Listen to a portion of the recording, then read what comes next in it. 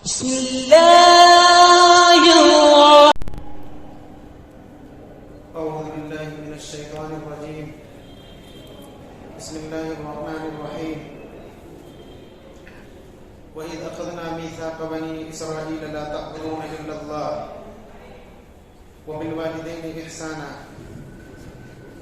وذي القربى واليتامى والمساكين وقولوا للناس حسنا وأقيموا الصلاة وآتوا الزكاة ثم توليتم إلا قليلا منكم وأنتم معرضون. وإذ أخذنا ميثاقكم لا تسفكون دماءكم ولا تخرجون أنفسكم من دياركم ثم أقررتم وأنتم تشهدون ثم أنتم هؤلاء تقتلون أنفسكم وتخرجون فريقا منكم من ديارهم تظاهرون عليهم بالإثم والعدوان وإن يأتوكم أسارى تقاتلوهم وهو محرم عليكم إخراجهم أفتؤمنون ببعض الكتاب وتكفرون ببعض فما جزاء من يفعل ذلك منكم إلا خزي في الحياة الدنيا ويوم القيامة يردون إلى أشد العذاب وما الله بغافل عما تعملون. أولئك الذين اشتروا الحياة الدنيا بالآخرة فلا يخفف عنهم العذاب ولا هم ينصرون. شروع اللہ کے نام سے جو بڑا مہربان نہایت رحم والا ہے. اس وقت کو یاد کرو جب بھی ہم نے بنی اسرائیل سے پکا عہد لیا تھا کہ تم اللہ کے سوا کسی کی عبادت نہیں کرو گے اور والدین کے ساتھ حسن سلوک کرو گے اور رشتہ داروں کے ساتھ یتیموں اور مسکینوں کے ساتھ اچھا سلوک کرو گے اور لوگوں سے بھلی بات کہنا اور نماز قائم کرنا اور زکوٰۃ ادا کرنا. پھر منہ موڑ کر تم نے رخ پھیر لیا سوائے تم میں سے چند لوگوں کے. اور اس وقت کو یاد کرو جب کہ ہم نے تم سے پکا عہد لیا تھا کہ تم ایک دوسرے کا خون نہیں بہاؤ گے اور ایک دوسرے کو اپنے گھروں سے نہیں نکالو گے. پھر تم نے اقرار کیا اس حال میں کہ تم گواہ ہو. پھر تم ہی ہو کہ تم اپنوں کو قتل کرتے ہو اور اپنوں میں سے کچھ لوگوں کو ان کے گھروں سے باہر نکال دیتے ہو اس حال میں کہ تم ان کے خلاف گناہ اور زیادتی کے ذریعے مدد کرتے ہو. اور اگر وہ تمہارے پاس قیدی بن کر آتے ہیں تو تم ان کو چھڑاتے ہو حالانکہ ان کا گھر سے باہر نکالنا ہی تم پر حرام تھا. کیا تم کتاب کے کچھ حصے پر ایمان رکھتے ہو اور کچھ حصے کا انکار کر دیتے ہو؟ تو تم میں سے جو شخص ایسا کرے گا اس کا بدلہ بس یہی ہے کہ دنیاوی زندگی میں اس کی رسوائی ہو اور قیامت کے دن وہ سخت عذاب کی طرف لوٹائے جائیں گے اور اللہ تمہارے اعمال سے بے خبر نہیں ہے. یہی وہ لوگ ہیں جنہوں نے آخرت کے بدلے میں دنیاوی زندگی کو خرید لیا تو ان سے عذاب نہ تو ہلکا کیا جائے گا اور نہ ان کی مدد کی جائے گی. ابھی جو آیات کریمہ تلاوت کی گئی ان آیات کریمہ میں بھی بنی اسرائیل کا تذکرہ کیا گیا ہے.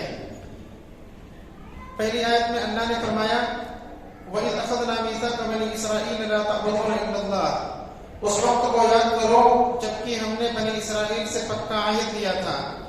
بنی اسرائیل سے اللہ تعالیٰ نے حضرت موسیٰ علیہ السلام کے زمانے میں جو عہد لیا تھا پکا اس کا تذکرہ کیا ہے. عہد میں کیا چیز نہیں تھی؟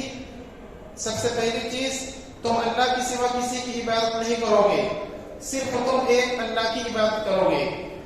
اور پھر والدین کے ساتھ اچھا برتاؤ کرو گے, رشتہ داروں کے ساتھ یتیموں اور مسکینوں کے ساتھ بھی اچھا برتاؤ کرو گے اور لوگوں سے بھلی بات کہنا اور نماز قائم کرنا اور زکوٰۃ ادا کرنا.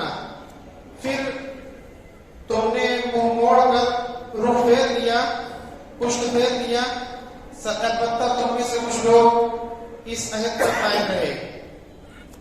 اس سے پتہ چلتا ہے کہ پہلی جو شریعتیں جو رہی ہیں سابقہ جو شریعتیں ان شریعتوں میں اور اس شریعت میں کچھ چیزوں میں اتفاق ہے. جیسے اصول جو ہے اصول میں اتفاق رہا ہے, جزئیات اور مسائل میں اگرچہ اختلاف رہا ہے لیکن اصولیات میں اتفاق رہا ہے. اب اس سے ہمیں پتہ چلتا ہے کہ بنی اسرائیل کے لیے بھی نماز پڑھنے کا حکم تھا، زکوٰۃ ادا کرنے کا حکم تھا، اسی طریقے سے والدین کے ساتھ اچھا برتاؤ کرنے کا حکم تھا، یتیموں اور مسکینوں کے ساتھ حسن سلوک کرنے کا حکم تھا، اور کسی سے بات چیت کی جائے تو بھلا طریقہ اختیار کیا جائے، اس کا حکم تھا۔ تو ان تمام چیزوں کا عہد اللہ تعالیٰ نے بنی اسرائیل سے لیا تھا، اور بعد میں کہا کہ کچھ لوگ تو اس پر قائم رہے لیکن اکثر لوگ پھر گئے۔ کچھ لوگ ایسے بھی تھے جنہوں نے اس عہد کی پابندی کی حضرت موسیٰ علیہ السلام کے زمانے میں، پھر انہیں کی نسل اللہ کے نبی صلی اللہ علیہ وسلم کے زمانے میں جب اللہ کے نبی صلی اللہ علیہ وسلم کی بعثت ہوئی تو آپ صلی اللہ علیہ وسلم کی بعثت کا اقرار کیا۔ والدین کے ساتھ اچھا برتاؤ کرنا، اسی طرح رشتہ داروں کا خیال رکھنا، یتیموں اور مسکینوں کا خیال رکھنا، اور لوگوں سے بھلی بات کہنا، نماز قائم کرنا، زکوٰۃ ادا کرنا، یہ وہ بنیادی چیزیں ہیں جو پہلی شریعت میں رہی ہے۔ اب یہ کہ اس کا کیا طریقہ رہا ہے اور کس طرح سے نماز پڑھی جاتی تھی، زکوٰۃ کی ادائیگی کے کیا اصول تھے، والدین کس، تو یہ تمام چیزیں ہمیں پورے دور میں ملتی نہیں ہے۔ تو بس اللہ تعالیٰ نے ایک چیز اس زمانے میں بھی عائد کی تھی جس کی پابندی اس زمانے کے احکام کے اعتبار سے ضروری تھی۔ تو اصول میں اتفاق رہا ہے پہلی شریعتوں میں اور اپنی شریعت میں، اور تمام شریعتیں اس بات پر متفق ہیں کہ جو اچھے اخلاق ہیں، جو اچھی چیزیں ہیں، تمام شریعتوں نے اس کا حکم دیا۔ اب والدین کے ساتھ اچھا برتاؤ کرنا یہ ہر ایک جانتا ہے کہ ایک بہت بہترین چیز ہے۔ اسی طریقے سے رشتہ دار ہیں، والدین کے بعد جو قریبی یا دور کے رشتہ دار ہیں ان کا نام آتا ہے۔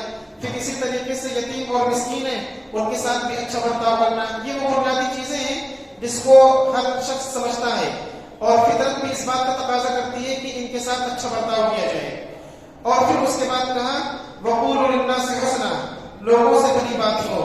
اس سے مسئلہ یہ نکالا ہے کہ اگر ہم کسی کے سامنے تبلیغ کر رہے ہیں، یہاں تک کہ کسی کافر کے سامنے اگر اپنی بات پہنچا رہے ہیں تو بھلا طریقہ ہمیں اختیار کرنا چاہیے، ہمیں سخت لہجہ اختیار نہیں کرنا چاہیے جس سے وہ دین سے دور ہو جائے۔ اسی لیے حضرت موسیٰ علیہ السلام اور حضرت ہارون کو جب وقت کے فرعون کے پاس بھیجا تھا تو کہا تھا فَقُولَا لَهُ قَوْلًا لَيِّنًا لَعَلَّهُ، تم دونوں اس سے نرم بات کہنا، ہو سکتا ہے کہ وہ نصیحت حاصل کرے۔ تو اللہ تعالیٰ نے حضرت موسیٰ علیہ السلام اور حضرت ہارون کو بھی جب دعوت کا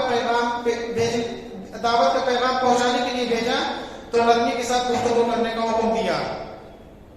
نرمی کے ساتھ گفتگو میں وہ اثر ہوتی ہے، وہ اثر ہوتا ہے اور وہ تاثیر ہوتی ہے جو سختی کے ساتھ گفتگو کرنے میں کام نہیں بن پاتا۔ اسی لیے نرمی سے آدمی جب گفتگو کرتا ہے تو آدمی بہت ساری بات مان لیتا ہے، لیکن اگر اسی بات کو سختی کے ساتھ اس سے بول دیں تو پھر آدمی غصہ ہو جاتا ہے، ناراض بھی ہو جاتا ہے۔ تو یہ فطری طور پر انسان پسند نہیں کرتا کہ کوئی شخص کو سمجھائے تو سخت رویہ اختیار کرے۔ اس لیے نرم رویے کے ساتھ کسی کو کسی چیز کی طرف دعوت دی جائے گی تو فوراً قبول کر لے گا اور مان لے گا آدمی، اور آدمی کو بری چیز نہیں لگے گی۔ اس لیے اس چیز کا حکم دیا گیا۔ اس کے بعد نماز اور زکوٰۃ کے بارے میں کہا گیا۔ پھر اس کے بعد اللہ نے فرمایا ثم توليتم الا قليلا منكم وانتم معرضون، پھر تم نے منہ موڑ کر تم نے رخ پھیر لیا، الا قليلا منكم، البتہ تم میں سے کچھ لوگ اس عہد پر قائم رہے۔ تو شریعت موسوی کے زمانے میں، حضرت موسیٰ علیہ السلام کے زمانے میں شریعت موسوی پر عمل کرتے ہیں کچھ لوگ، اور اللہ کے نبی صلی اللہ علیہ وسلم کے بعد ان کی جو نسل آئی تو انہوں نے جب اللہ کے نبی صلی اللہ علیہ وسلم کے بعثت کی خبر سنی تو آپ صلی اللہ علیہ وسلم پر بھی ایمان لائے۔ کچھ لوگ ایسے ہیں لیکن وہ چند ہیں، بہت زیادہ نہیں ہے۔ اسی لیے یہود میں اور عیسائیوں میں ایمان لانے والے ہمیں کم ملتے ہیں، الا قلیلا، کم لوگ ایمان لائے۔ اس کے بعد فرمایا وَإِذْ أَخَذْنَا مِيثَاقَكُمْ لَا تَسْفِكُونَ دِمَاءَكُمْ وَلَا تُخْرِجُونَ أَنفُسَكُمْ مِنْ دِيَارِكُمْ ثُمَّ أَقْرَرْتُمْ وَأَنْتُمْ تَشْهَدُونَ، اس وقت کو یاد کرو جبکہ تو ہم نے تم سے پکا عہد کیا تھا کہ تم آپس میں ایک دوسرے کا خون نہیں بہاؤ گے اور تم اپنوں کو اپنے گھروں سے نہیں نکالو گے، پھر تم نے اقرار کیا اس حال میں کہ تم گواہ ہو۔ بنی اسرائیل سے اللہ تعالیٰ نے جو عہد لیا تھا، پیچھے کچھ چیزوں کا تذکرہ کیا گیا، صرف ایک اللہ کی عبادت کرنا، والدین کے ساتھ اچھا برتاؤ کرنا، رشتہ داروں کا خیال رکھنا، یتیم اور مسکینوں کے ساتھ اچھا برتاؤ کرنا، اور اسی طریقے سے نماز قائم کرنا، زکوٰۃ ادا کرنا، بھلی بات کہنا لوگوں سے، یہ 3 چیزیں تھیں۔ اب آگے 2-3 چیزوں کا اور تذکرہ کیا گیا۔ ان میں سے ایک چیز یہ تھی کہ تم آپس میں ایک دوسرے کو قتل نہیں کرو گے, ایک دوسرے کا خون نہیں بہاؤ گے. یہ چیز حرام تھی یہودیوں میں اس میں کہ تم ایک دوسرے کو, بنی اسرائیل میں یہ چیز حرام تھی کہ تم ایک دوسرے کا خون نہیں بہاؤ گے. اور دوسری چیز اپنے گھروں سے اپنے لوگوں کو نہیں نکالو گے. اور تیسری چیز یہ تھی کہ اگر کوئی شخص تم میں سے قیدی بن کر دشمن کے پاس چلا جائے تو پیسہ وغیرہ دے کر اس کو چھڑانا ہے. ان تین چیزوں کا حکم دیا گیا. بنی اسرائیل کی نسل جو اللہ کے نبی صلی اللہ علیہ وسلم کے زمانے میں تھی, انہوں نے کیا کیا, دو حکم پر عمل کرنا چھوڑ دیا. جیسے خون بہانا, اس کو چھوڑ دیا, خون بہاتے تھے اور اسی طرح علاقوں سے نکال کے دیتے تھے آپس میں دشمنی کی وجہ سے. البتہ قیدی کو چھڑا دینا, اس پر انہوں نے عمل کیا. تو دو حکم کو تو چھوڑ دیا اور ایک حکم پر صرف عمل کیا. حالانکہ اللہ تعالیٰ کا کوئی بھی حکم ہو تو اس پر عمل کرنا چاہیے. آگے اسی کی طرف اشارہ کیا ہے. پھر تم ہی لوگ ہو, اللہ کے نبی صلی اللہ علیہ وسلم کے زمانے میں جو یہود تھے ان کی طرف خطاب کر کے کہا گیا, پھر تم ہی لوگ ہو کہ اپنوں کو قتل کرتے ہو, تم ہی لوگ ہو کہ اپنوں کو قتل کرتے ہو اور اپنوں میں سے کچھ لوگوں کو ان کے گھروں سے نکال دیتے ہو, اس حال میں کہ تم ان کے خلاف مدد کرتے ہو دشمنوں کی زیادتی اور گناہ کے ذریعے. اور اگر وہ تمہارے پاس قیدی بن کر آتے ہیں تو تم ان کو چھڑاتے ہو, حالانکہ ان کا گھر سے نکالنا ہی تم پر حرام تھا. مدینہ منورہ کے اندر دو قومیں تھیں, اوس اور خزرج. ان دونوں میں آپس میں لڑائیاں ہوتی رہتی تھی. اوس اور خزرج میں آپس میں لڑائیاں ہوتی رہتی تھی. اور مدینے کے گرد و پیش میں یہود کی دو قومیں آباد تھیں, بنو قریظہ اور بنو نذیر. اوس اور بنو قریظہ کی آپس میں دوستی تھی, اوس کی اور بنو قریظہ کی آپس میں دوستی تھی, اور خزرج کی اور بنو نذیر کی آپس میں دوستی تھی. تو یہود کا ایک قبیلہ دوسرے قبیلے کے ایک طرح سے خلاف تھا, کیونکہ بنو قریظہ جو یہودیوں کا قبیلہ تھا وہ اوس کے ساتھ تھا, اور بنو نذیر کا جو قبیلہ تھا وہ خزرج کے ساتھ تھا. تو آپس میں لڑائیاں ہوتی, اس میں مارے بھی جاتے اور گھر سے بے گھر بھی کر دیے جاتے. تو اس طرح سے یہ چیز ہوتی تھی. حالانکہ یہ چیز ان کی شریعت میں حرام تھی کہ آپس میں کسی کو قتل نہیں کرنا ہے اور ایک دوسرے کو گھر سے باہر بھی نہیں نکالنا ہے. اور یہ چیز اللہ کے نبی صلی اللہ علیہ وسلم کے زمانے میں وہ ایسا کرتے تھے, اس لیے یہ بات کہی گئی. البتہ اگر کوئی قیدی بن کر آ جائے, اگر کوئی شخص جیسے یہودی کے قبیلے دو تھے, اگر کوئی ادھر سے ادھر قیدی بن کر چلا جائے یا ادھر سے ادھر قیدی بن کر آ جائے تو پیسہ وغیرہ دے کر اس کو چھڑا لیتے تھے. اور جب کچھ لوگ پوچھتے کہ ایسا کیوں کرتے ہو تو کہتے ہیں کہ ہماری شریعت میں اللہ تعالیٰ نے یہ حکم دیا تھا کہ اگر تم میں کوئی قیدی کسی دشمن کے پاس چلا جائے تو اس کو چھڑانا ضروری ہے. تو اللہ تعالیٰ نے یہ آیت اتاری ہے اور اس میں بتا دیا تم نے ایک حکم پر عمل کیا اور دو حکم جو اللہ تعالیٰ کا تھا اس کو چھوڑ دیا. پہلا حکم اللہ کا تھا کہ آپس میں قتل و قتال نہیں کرنا ہے, دوسری چیز گھر سے باہر نہیں نکالنا ہے, اور تیسری چیز اگر کوئی قید ہو ہے دشمن کے پاس تو بنی اسرائیل پیسہ وغیرہ جمع کر کے اس قیدی کو چھڑائیں گے. ایک حکم پر عمل کیا, دو حکم کو چھوڑ دیا. اس لیے اللہ تعالیٰ نے کہا کہ اگر وہ تمہارے پاس قیدی بن کر آتے ہیں تو تم ان کو پیسہ دے کر چھڑا لیتے ہو, وہ محرم علیکم اخراجہم, حالانکہ ان کا نکالنا ہی تم پر حرام تھا. اس کے بعد جب دو حکم کا انکار کیا, ایک حکم کو مانا تو دو حکم کا انکار لازم آیا اور ایک چیز کو ماننا لازم آیا. اور اس طرح سے اللہ تعالیٰ کے احکامات کے سلسلے میں ہم نہیں کر سکتے کہ دو کو مانے ایک کو نہ مانے, یا پانچ کو مانے ایک کو نہ مانے. کسی ایک حکم کا بھی انکار کرنا صحیح نہیں ہے. اس لیے اللہ تعالیٰ نے فرمایا اس کے بعد افتؤمنون ببعض الکتاب, کیا تم کتاب کے کچھ حصے کو مانتے ہو اور کچھ حصے کو نہیں مانتے ہو. اور جو شخص ایسا کرے کہ کتاب کے کچھ حصے کو مانے اور کچھ حصے کا انکار کرے تو پھر دنیا کی زندگی میں اس کو رسوائی ملے گی. اور بنو قریظہ بھی رسوا ہوئے, بنو نذیر بھی رسوا ہوئے.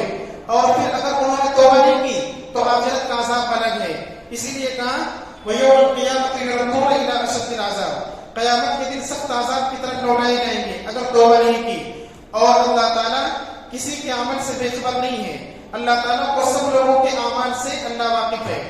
اس کے بعد ان کے بارے میں کہا گیا أُولَٰئِكَ الَّذِينَ اشْتَرَوُا الْحَيَاةَ الدُّنْيَا بِالْآخِرَةِ, یہی وہ لوگ ہیں جنہوں نے آخرت کے بدلے میں دنیاوی زندگی کو خرید لیا, دنیاوی زندگی کو ترجیح دی.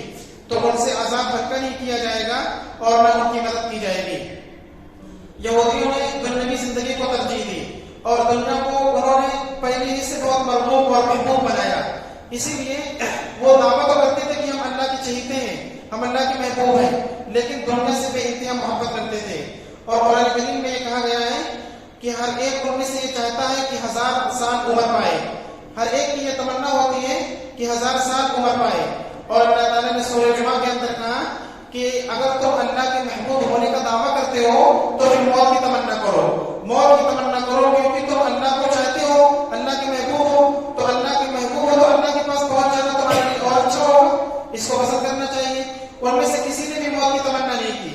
دنیا میں زندہ رہنا وہ بہت زیادہ چاہتے تھے، تو کسی نے بھی موت کی تمنا نہیں کی. اور قرآن کی اس آیت کی تفسیر میں لکھا ہوا ہے اگر کوئی ایک بھی یہودی تمنا کر لیتا موت کی تو اس کو موت آ جاتی، اس کو موت آ جاتی. وَلَتَجِدَنَّهُمْ أَحْرَصَ النَّاسِ عَلَىٰ حَيَاةٍ. تم یہودیوں کو لوگوں کی سب سے زیادہ زندگی کے حدیث دیکھو گے. دنیا کی زندگی سے انہوں نے محبت کی اور دنیا کی وجہ سے انہوں نے اللہ کے نبی حضرت موسیٰ علیہ السلام کی کتاب میں تحریف کی اور بڑے بڑے انہوں نے اصول کیے اس طرح سے کہ اللہ تعالیٰ کی کتاب کے ساتھ ناانصافی کی. تو دنیا کی زندگی اصل زندگی نہیں ہے، اصل آخرت کی زندگی ہے.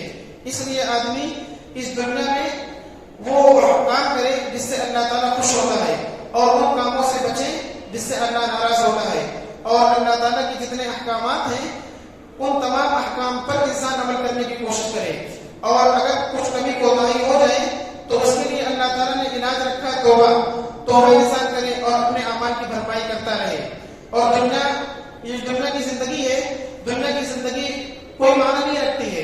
انسان جب مر جاتا ہے اور اس دنیا سے چلا جاتا ہے تو وہ یہ سمجھتا ہے کہ دنیا میں بہت کم ہم رہے. یہاں تک کہ قرآن کریم میں آیا ہے کہ جب قیامت کے دن قبر سے بندے اٹھیں گے لوگ تو اللہ تعالیٰ پوچھیں گے کہ کتنے دن کم رہے، تو کہتے ہیں کہ کہے گا کہ ایک دن صرف رہے، بلکہ ایک دن کا کچھ حصہ رہے. ایک دن کا کچھ حصہ ہم دنیا میں رہے. حالانکہ دنیا میں انسان 60 70 سال 80 سال رہتا ہے، لیکن اتنا کم وقت معلوم ہوگا دنیا کے مقابلے میں، آخرت کے مقابلے میں دنیا میں زندگی. اس لیے اصل جو زندگی ہماری ہے وہ آخرت کی زندگی ہے، ہمیں اس کی فکر کرنی چاہیے. اللہ تعالیٰ ہم سب کو کہنے اور سننے سے زیادہ عمل کی توفیق عطا فرمائے.